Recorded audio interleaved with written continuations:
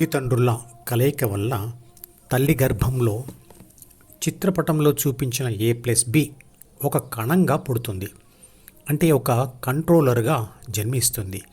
ఏ అంటే పరిశుద్ధాత్మ అని మరియు పుట్టుకతో వచ్చే 3 బాధ్యతలైన శరీర రక్షణ, పోషణ మరియు పునరుత్పత్తుల కోసం కామ, క్రోధ, మోహ, లోభ, మద, మాత్సర్యాలు అనే అరిషడ్ వర్గాలు అంటే 6 శత్రుగుణాలు బి అంటే ప్రాథమిక మనసులో ఉన్నాయి అని తెలుసుకున్నాం కదా.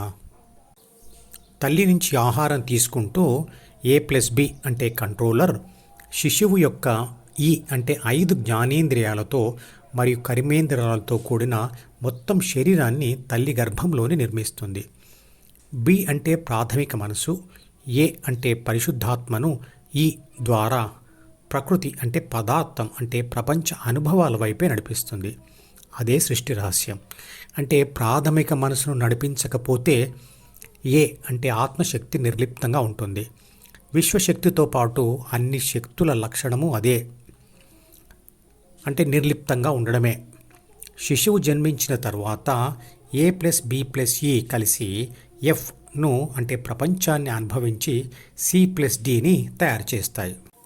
3 బాధ్యతలతో కూడిన 6 గుణాలు జీన్స్ రూపంలో అంటే పదార్థ రూపంలో ప్రకృతి వల్లే పుడతాయి మరియు అవి ప్రకృతి వల్లే మారతాయి. దానినే బి అన్నాము. బి వల్ల పరిశుద్ధాత్మ కంట్రోలర్గా మారుతుంది. A+B అంటే కంట్రోలర్ ఈ ద్వారా ఎఫ్ను అనుభవించి C+D అంటే ద్వితీయ మనసును తయారు చేసిన తర్వాత A+B ద్వితీయ మనసులోని సి అంటే అహమును పట్టుకొని పూర్తిగా ప్రాపంచిక ఆత్మ అంటే ABC అవుతుంది.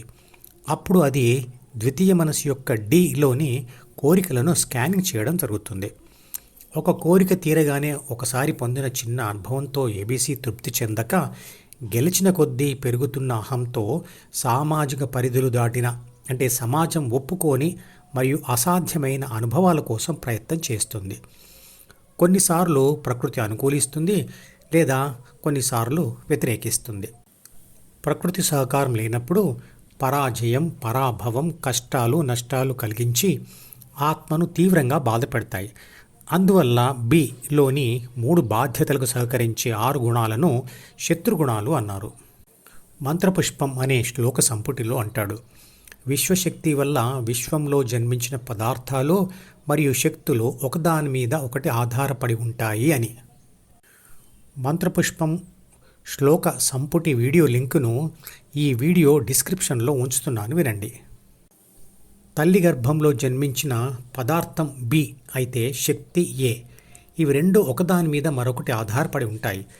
మనిషిలో ద్వితీయ మనసు ఏర్పడడానికి మరియు అందులో ద్వంద్వ భావాలు, కోరికలు ఏర్పడడానికి, తర్వాత ఘర్షణలకు, బాధలకు అన్నిటికీ కారణం విశ్వశక్తి ఈ 2గా మారిపోవడమే. ఇంకో పద్ధతిలో కూడా పదార్థంలో శక్తి ప్రవేశిస్తుంది. రాయి ఒక పదార్థం. విసిరిన రాయిలోకి కండర శక్తి ప్రవేశిస్తుంది. రాయి కదులుతుంది కానీ అందులో జీవక్రియలు ఉండవు. విశ్వశక్తి వల్ల పదార్థం శక్తిగా మారుతుంది మరియు శక్తి పదార్థంగా మారుతుంది. భగవద్గీతలో ప్రకృతిని స్త్రీ అని మరియు శక్తిని పురుషుడు అన్నాడు. విశ్వశక్తి వల్ల సూర్యుడు మరియు సూర్యుడి వల్ల భూమి పుట్టుక జరిగింది మరియు అది జీవ సృష్టికి నిలయమైంది. భూమి మీద అనేక పదార్థాల మరియు శక్తుల కలయిక వల్ల బి అంటే ప్రాథమిక మనసు లేదా జీన్స్ సర్క్యూట్ అనే పదార్థం ప్లస్ విశ్వశక్తి అంశ అయిన ప్రాణశక్తి కలిసి అంటే ఏ కలిసే పుట్టాయి. ఇదంతా ఎవరో అనుకొని ప్లాన్ చేసింది కాదు. ఇది తనంతట తానుగా జరిగిపోతూ ఉంది.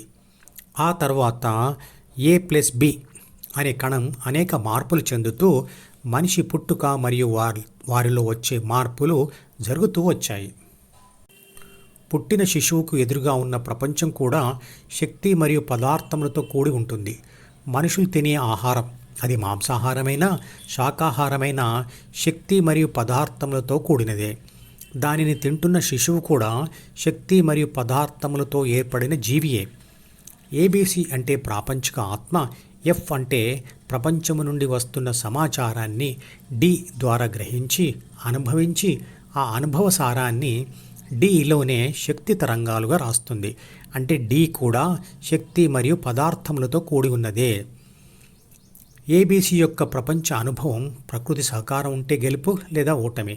వాటిని బట్టి డిలో రాయబడే సమాచారం మరియు కోరికలు కూడా 2 రకాలుగా ఉంటాయి. వీటిని ద్వంద్వ భావాలు అంటాము. ద్వంద్వ భావాలతో కూడిన డిఏ మనిషి అనుభవించే సుఖదుఖాలకు కారణం. కానీ విశ్వశక్తి మనిషికి ప్రపంచాన్ని తిరస్కరించి తన C+Dని అంటే ద్వితీయ మనసును మార్చుకునే శక్తిని కూడా ఇచ్చింది. దానివల్ల గెలుపు ఓటములు లేని శాశ్వత శాంతిని, ఆనందాన్ని సంపాదించే శక్తిని కూడా ఇచ్చింది. అదే ధ్యానం. ఈ మధుపదం యూట్యూబ్ ఛానల్ వీడియోని సబ్స్క్రైబ్ చేసి గంట గుర్తును నొక్కి ఆల్ని సెలెక్ట్ చేసి ప్రతిరోజు యూట్యూబ్ ఓపెన్ చేసి అడుగున ఉన్న సబ్స్క్రిప్షన్ బటన్ నొక్కితే అన్ని లేటెస్ట్ వీడియోలు చూడవచ్చు.